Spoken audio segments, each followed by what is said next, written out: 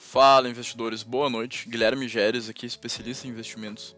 E eu estou passando aqui nesse vídeo para responder algumas dúvidas em relação ao caso recente que a gente está tendo da empresa Energias do Brasil, que está passando aí por um possível processo de fechamento de capital, também denominado de OPA.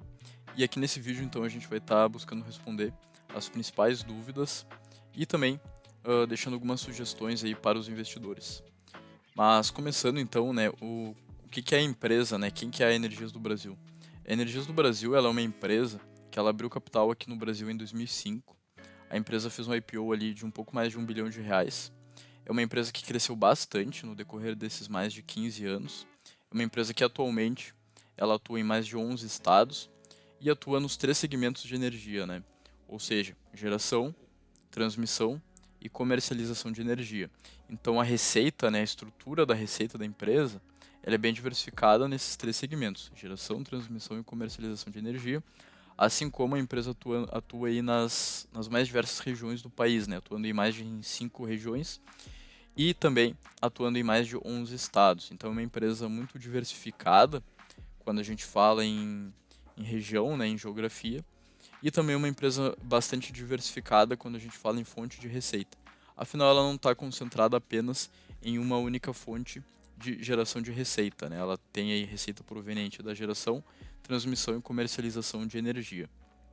Quando a gente olha para os múltiplos da energia do Brasil, da Energias, né, do Brasil, da NBR3, a gente vê uma empresa com uma qualidade muito boa. A gente vê uma empresa com margens altas. A gente vê uma empresa com índice de endividamento líquido em relação ao patrimônio líquido abaixo de 1. A gente vê uma empresa com índice de dividendos, dividend yield, né, de mais de 11% nos últimos 12 meses. E a gente vê uma empresa muito consolidada. E, aliado a isso, a gente vê uma empresa que há pouco mais de 10 anos atrás buscou se expandir também para a parte de geração de energias renováveis. Então, ali em torno de 2008, 2009, a empresa começou ali uma subsidiária, né, deu início a uma subsidiária de geração de energia com fontes renováveis. Então, é uma empresa que está muito alinhada às práticas ESG. É uma empresa que tem uma certa diversificação geográfica, isso é muito bom, principalmente quando a gente fala em geração de energia.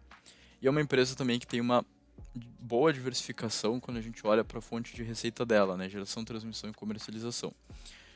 Bom, mas a empresa é muito boa. A empresa ela tem atualmente cerca de 42% do seu capital em free float. E o que, que isso significa? Ela tem 42% do capital sendo negociado em bolsa. E onde é que está o resto? O resto está justamente com a sua controladora, que é a Energia de Portugal, a EDP, que é justamente o player controlador que fez essa oferta aos acionistas minoritários, que são esses 42%, para adquirir a totalidade dessas ações e eventualmente vir a fechar o capital da Energias do Brasil aqui na Bolsa Brasileira. Então, contextualizando, né, o que, que aconteceu? A controladora, a Energias de Portugal, ela fez uma oferta aos acionistas minoritários, ou seja, aos detentores desses 44% do capital que está em free float, de R$ 24. Então a controladora chegou e falou para o mercado: eu, como controladora, desejo fechar a Energias do Brasil aqui no Brasil, né? Desejo fechar o capital através de uma OPA, que é uma oferta pública de aquisição, e eu, controladora, vou fazer essa oferta pública de aquisição no valor de R$ 24 por ação aos acionistas. E bom, o que, que acontece daqui para frente? A gente vai ter que passar por duas assembleias para que esse evento corporativo ocorra. O primeiro é a saída da Energias do Brasil do segmento do novo mercado. Atualmente, a gente tem aí a empresa sendo negociada, né, no segmento de novo mercado, mais alto nível de governança corporativa. Inclusive, uma das características que a empresa tem aí apenas ações ordinárias, né, quando a gente olha para o ticker NBR3, corresponde a ações ordinárias. Então, retomando, né, o que, que vai acontecer? A gente vai ter que ter essa primeira assembleia. Essa primeira assembleia vai decidir se a empresa sai ou não do novo mercado. E para essa decisão ocorrer, tem que ser no mínimo em 2/3, né? Ou seja, 2/3 dos acionistas minoritários, que lembrem, são aqueles detentores dos 44%, tem que votar favorável à saída da empresa do novo mercado.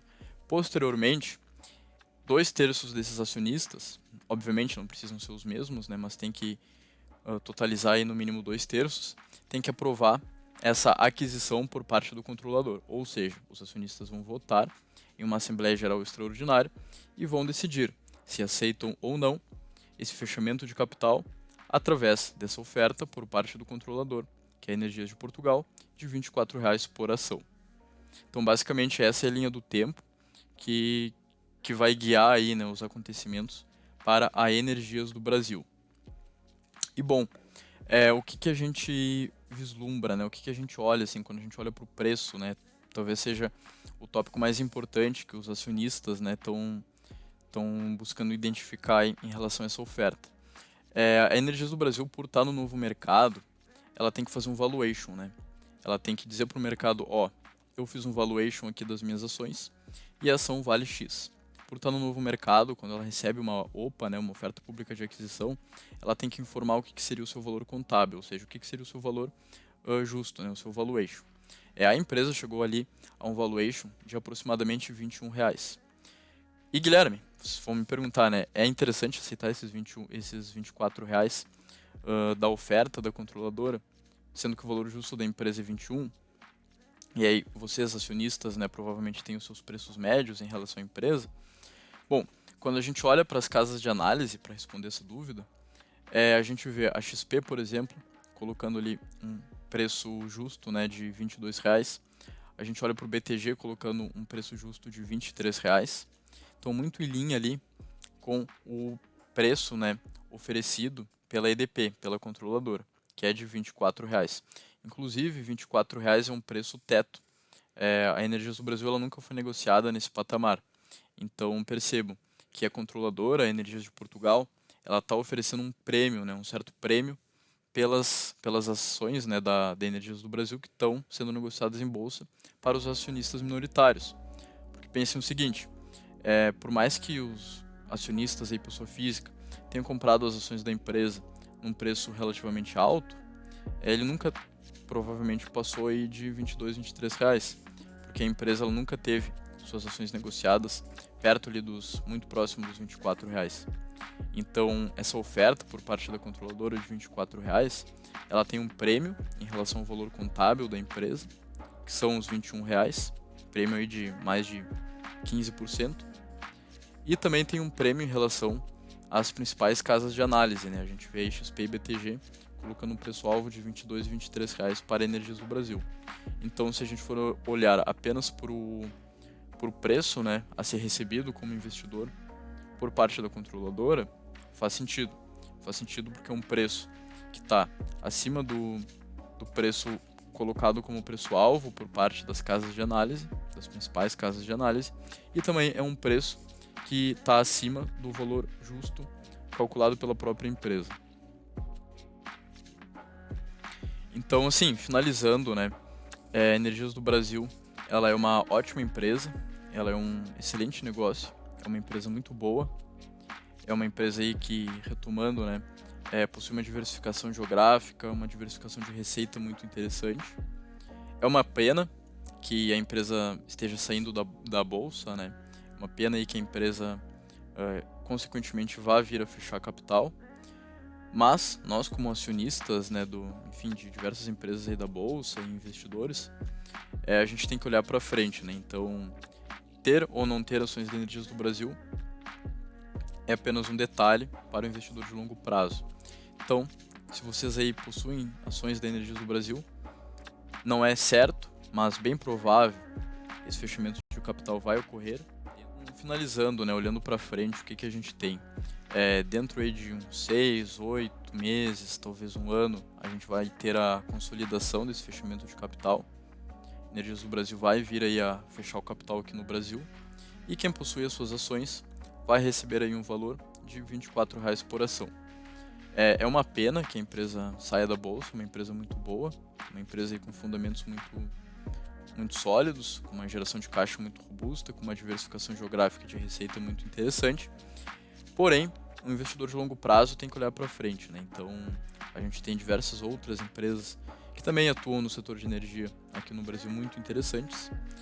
E eu acredito que agora, para o investidor de longo prazo que possui ações da Energias do Brasil, é interessante começar a pensar onde que vai ser feita a alocação desse capital aí que vai ser recebido de R$ 24 por ação, pago aí pela controladora, né, os acionistas. Então, a gente tem aí diversas empresas do setor de energia que podem fazer sentido aí para o investidor que hoje tem Energias do Brasil e que pretende continuar com uma certa alocação da sua carteira no setor elétrico.